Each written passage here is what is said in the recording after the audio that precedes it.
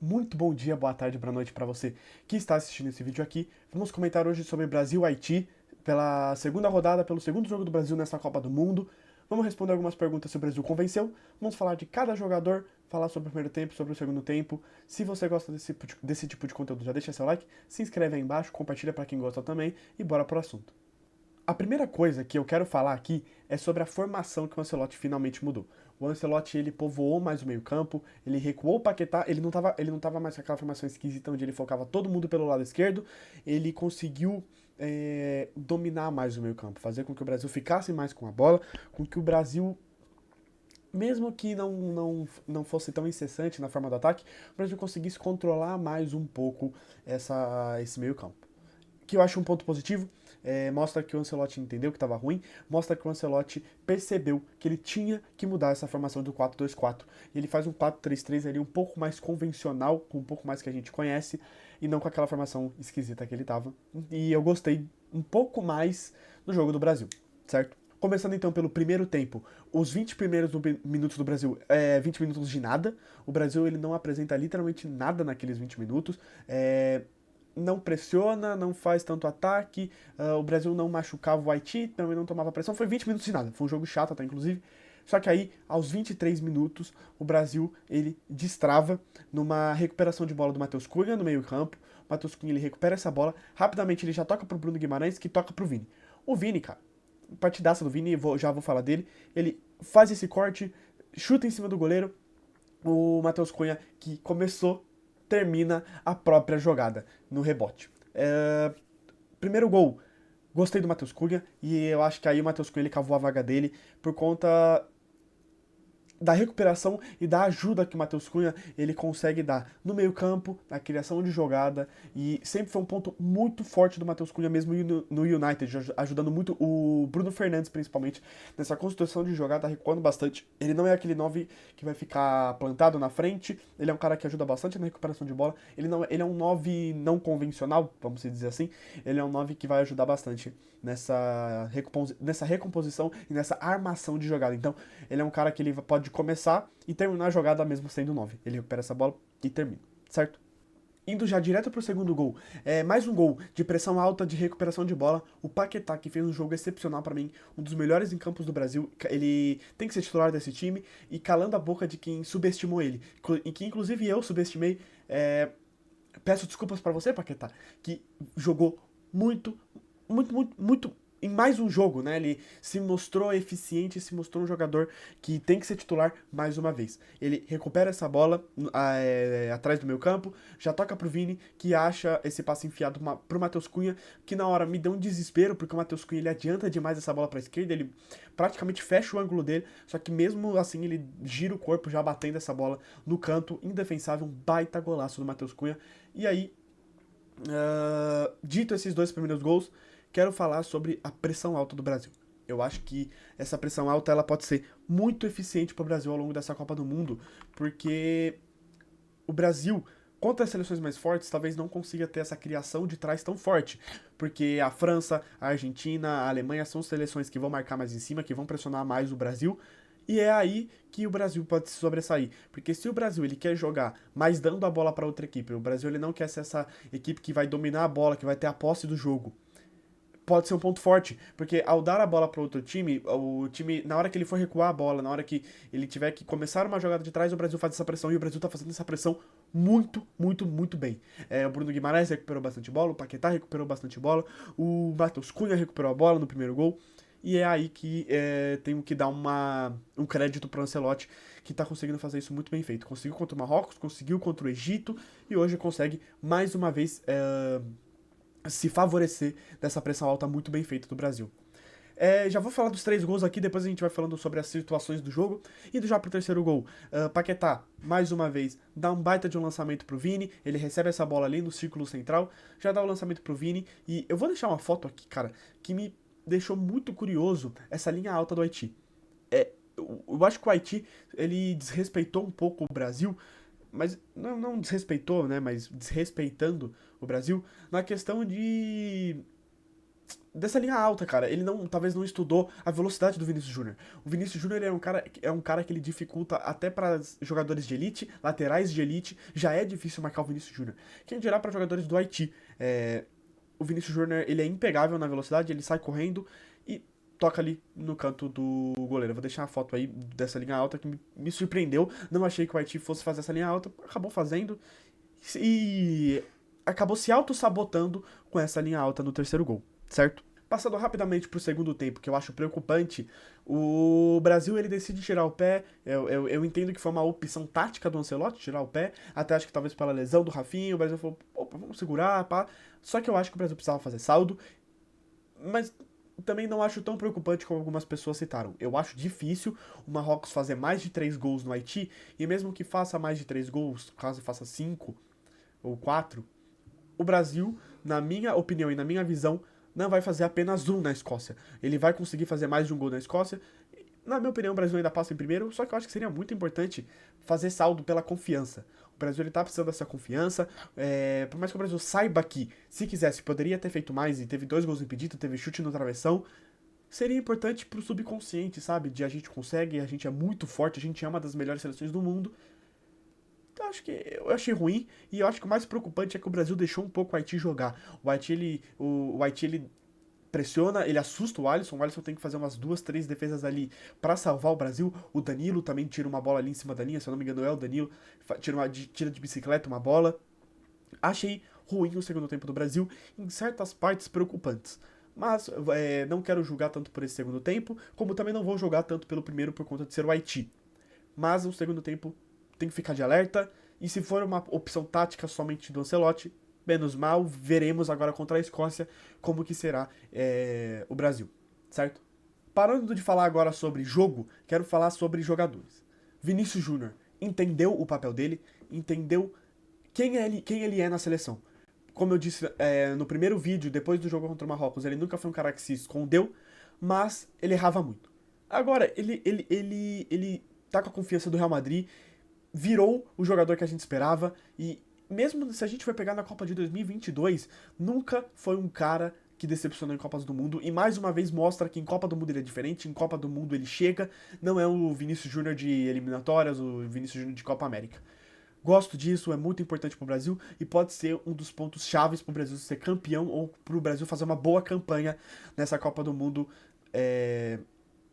diferente das outras, mesmo com a participação do Vinícius Júnior na de 22, acho que agora ele é um jogador mais maduro, é um jogador que consegue contribuir muito mais pro Brasil, e isso é muito importante, cara, isso é muito importante, e fico muito feliz de poder ver o Vinícius Júnior chamando essa responsabilidade e entendendo o protagonista que ele deve ser na seleção brasileira. Indo pro Rafinha, não sou o cara que acho bom a lesão do Rafinha. Não comemoro a lesão de ninguém, por mais que o jogador seja ruim. Se tratando de um jogador como o Rafinha, eu acho pior ainda. O Rafinha, ele deveria ser banco, na minha opinião, não vinha fazendo um bom jogo contra o Haiti, não fez um bom jogo contra o Marrocos, só que é o Rafinha. No clube ele é um jogador muito bom, acho que na seleção ele é um pouco punido por essa mudança de papel que ele tem que fazer. Ele é um jogador muito mais criativo no Barcelona, não é um jogador de 1 contra 1. Ele é o cara que vai receber entre linhas, ele é o cara que vai dar um passe entre linhas, não é um cara que vai ir por 1 contra 1. Na seleção eu vejo que às vezes ele cai em muitas situações de 1 contra 1 que pode ser pior pra ele. Ele não recebe tantos passes entre linhas, ele recebe mais atrás, e eu acho que isso acaba às vezes prejudicando ele com relação ao jogo que ele faz pelo Barcelona. Mas o Rafinha ele poderia ser um cara que entraria no segundo tempo, salvaria.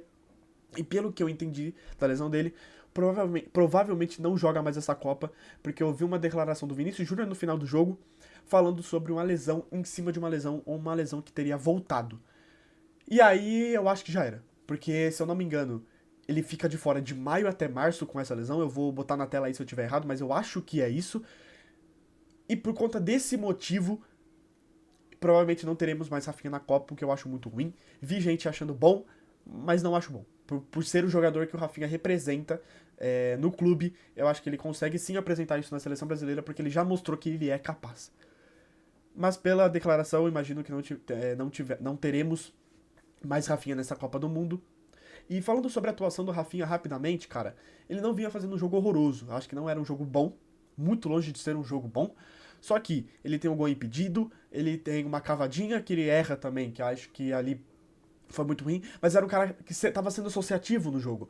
Ele tem mais um lance que, de novo, o Paquetá, ele dá um lançamento genial pro Rafinha, ele tem até o Vinícius Júnior ali na frente dele, mas ele decide inverter a jogada, e eu não sei ali, eu não vi o lance se o Rafinha, ele é travado pelo zagueiro, ou se ele realmente chuta mal, só que ele perde um gol na cara, só que ele tava sendo um cara associativo, tava sendo um cara participativo, e ele tava sendo alguém que tava ajudando bastante o Brasil naquela situação de jogo, só que acabou ficando fora, provavelmente ficará fora dessa Copa do Mundo. Passando rapidamente aqui por mais um jogador, é Paquetá. Deve ser citado sim a atuação do Paquetá. É um cara que foi muito criticado e subestimado quando teve a convocação dele, por jogar no Flamengo, por ter a polêmica sim do cartão amarelo, daquela época que ele estava sendo julgado se ele tinha feito apostas ou não. E eu acho que isso prejudicou muito a carreira do Paquetá, mas a gente não pode esquecer que é um cara que estava sendo comprado pelo City do Guardiola. Então não é um jogador descartável, ele é sim um jogador muito bom. E se mostrou um jogador muito bom, e isso é importante pro Brasil por ter mais esse cara de criação. Quando ele sai do time, o time para de criar tanto, o time para de ser efetivo no seu ataque. O Brasil se mostrou um time mais efetivo do que um time persistente. O Brasil, ele atacava, fazia. Atacava, fazia, o Brasil tanto que não teve tantos chutes no jogo. Foi um Brasil bem eficiente e muito por conta do Paquetá, que achava esses passos entre linhas, conseguia essas viradas de jogo e conseguia ser um cara muito associativo na recuperação de bola, indo buscar a bola até atrás, recuperando a bola. Então o Paquetá é um jogador muito bom, vai ser muito importante para o Brasil a participação do Paquetá. Agora eu vou falar de cada jogador do jogo que eu acho que pode virar titular, alguém que pode ir pro banco, e vou falar da atuação de cada um. Se eu olhar pra baixo aqui, eu tô com a escalação do Brasil aqui. Começando pelo Alisson, cara. Acho que o Alisson fez um jogo seguro. Como disse no vídeo do Marrocos, o Alisson é sim um bom goleiro. Tem umas 3 defesas ali dele muito boas, um chute de fora da área, uma que ele pega no escanteio. Foi um goleiro seguro. Quando foi acionado, se mostrou muito bem no jogo. Inclusive tem até um drible dele ali, que o cara vai dar o bote, ele dribla o cara, achei bonito aquele lance do Alisson ali. Indo pro Danilo, um jogador que fez uma partida ok, fez uma partida segura, não comprometeu, fez o papel dele. Gostei do jogo do Danilo, eu achei melhor que o Ibanez, e pra mim o Danilo cava essa vaga de titular no lugar do Ibanez sem dúvida alguma. Falando da dupla de zaga, foi uma dupla não muito acionada no jogo, não precisou tanto da zaga do Brasil assim, mas quando necessitamos, foram bem, fizeram ali um papel decente no que o jogo pedia.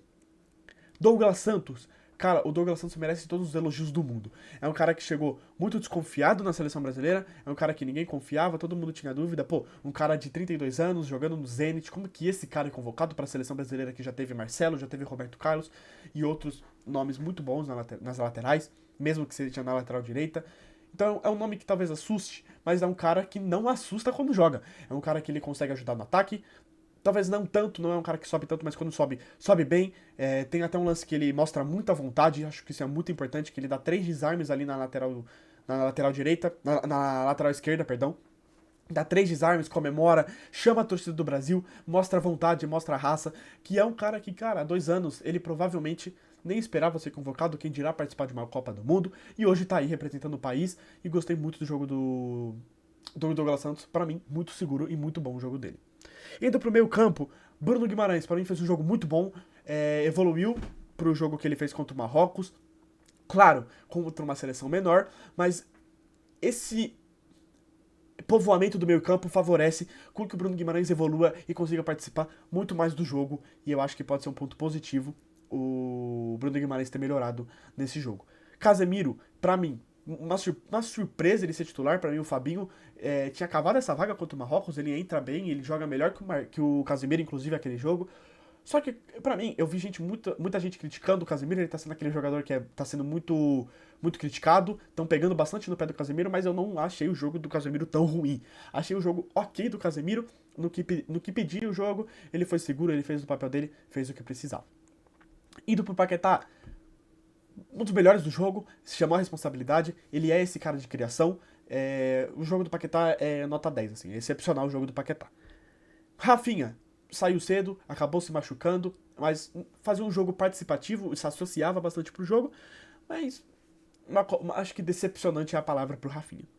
Matheus Cunha, um dos melhores em campos, claro, um pouco elevado a nota dele por conta dos dois gols. Se aquele primeiro gol não é um rebote, se o gol do Vinícius, a nota dele cairia. Só que mesmo assim o jogo do Matheus Cunha é muito bom. Ele fez o papel dele, ele é o 9 do Brasil, ele é o cara que precisa estar lá na área para num rebote pegar a bola, e ele fez isso de forma muito correta.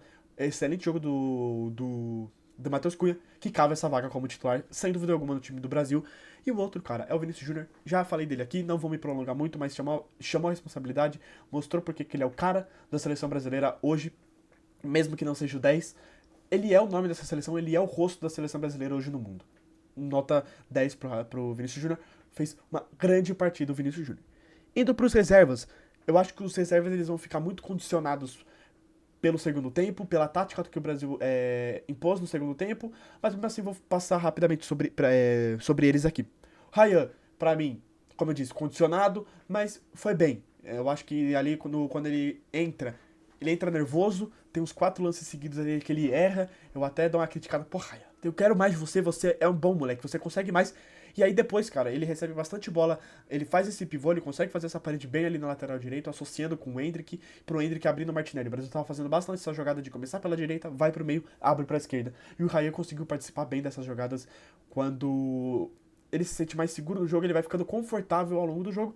Esperava mais, mas acho que foi um jogo aqui do Ryan, acho que foi um jogo seguro. E provavelmente pode ser titular, ele é um dos caras para ser titular no lugar do Rafinha no próximo jogo. Quero ver qual vai ser a decisão do Ancelotti, que a gente sabe que é um cara que gosta de surpreender bastante nas suas decisões. Endrick e Martinelli. Acho que o Martinelli entra bem. Gostei até do jogo do Martinelli. Tem aquele chute no travessão que seria um baita de um golaço aquele gol se entra. Mas até que gostei assim, acho que não apareceu tanto. Quando necessário, apareceu. Foi um dos caras que entrou e que mais participou do jogo no ataque. Focou. Endrick, acho que foi um cara que não apareceu tanto, acho que muita gente esperava muito. E, rapidinho sobre o Endrick, é impressionante como um jogador pode ir de novo Pelé pra Bagre em um jogo. Eu já vi gente falando, esse cara que vocês estavam pedindo, o brasileiro é muito emocionado mesmo, esse moleque não é bom de verdade. E eu acho que isso mostra um pouco do reflexo da nossa sociedade hoje, cara, de extremismo, de isso aqui é muito bom, isso aqui é muito ruim, nunca tem um meio termo, sempre criticando o outro lado, sempre querendo estar certo, sempre querendo se sobressair na opinião. Eu acho isso muito prejudicial, atrapalha a seleção brasileira e eu não entendo o porquê desse extremismo de novo Pelé, Bagre, novo Pelé, Bagre. Claro, eu também quero o Endrick, todo mundo quer o Endrick, mas ele não precisa ser idolatrado de tal forma, como talvez também não precise ser criticado de forma pesada por conta de um jogo ruim contra o Haiti. Eu nem acho que tenha sido tão ruim assim o jogo do Endrick, acho que é um jogo mais ok do que o ruim.